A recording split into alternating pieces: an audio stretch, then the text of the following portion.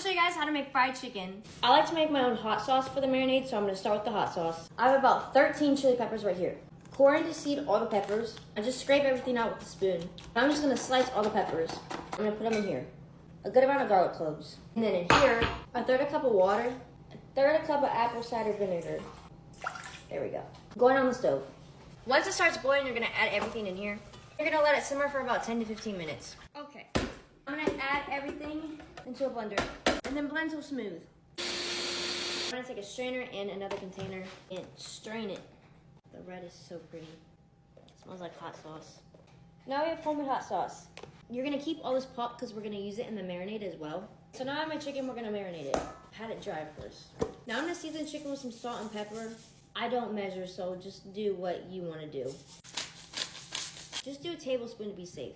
A lot of garlic powder, onion powder, celery salt, cayenne pepper, of course smoked paprika, and some sloppy mama. She's nice and seasoned. And then we're gonna take the pot from the hot sauce and we're gonna put it in here as well. And half of the hot sauce, I use the other half for like dipping it in when it's done. Get this little mix. All that flavor right there. Next is buttermilk. If you don't have buttermilk, you can just use regular milk and then lemon or vinegar. You need acid. And buttermilk helps break down like the protein in the chicken, make it nice and tender, so you need buttermilk. Mix this all up. I like my marinade to have color to it. So after the marinade's done, I'm gonna cover it up with some plastic wrap. I'm gonna let it sit in the fridge for a few hours, at least 2 hours, overnight if you can, because that means it'll be more flavorful. I'm gonna put it in the fridge. Okay, it's been a few hours. We actually just got back from looking at houses. I didn't like any of them. So now we're gonna batter the chicken. This is my batter bowl. I'm gonna add some flour. I need more flour now. A few tablespoons of cornstarch. The cornstarch makes it like nice and flaky. Add all the same seasonings that I did to the wet batter. Get pretty heavy-handed with this too. I have my seasoning all in the bowl, so now I'm gonna mix. So now you're gonna heat up your oil. I'm using a mini fryer just because it's so hard to go back and forth between here and the stove. So when you're frying chicken, you want it at 350 degrees.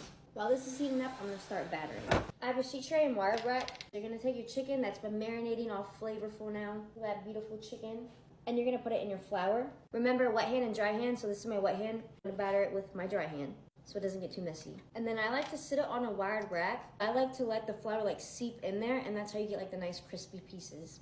Fried chicken reminds me of summertime. This is what the chicken looks like after you let like the flour set in it. So the oil's ready. You wanna make sure you don't overcrowd it. So I'm only gonna add 2 to 3.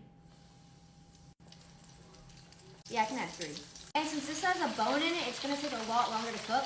Like 12 to 13 minutes. Every 2 minutes, I'm gonna rotate the chicken.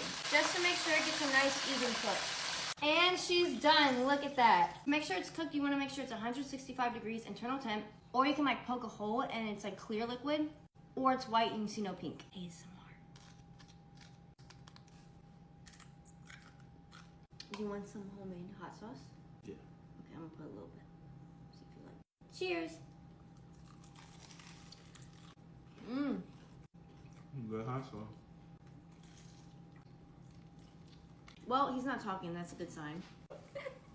Good. 12 out of 10. I didn't even think people ate that part. Some good chicken right there.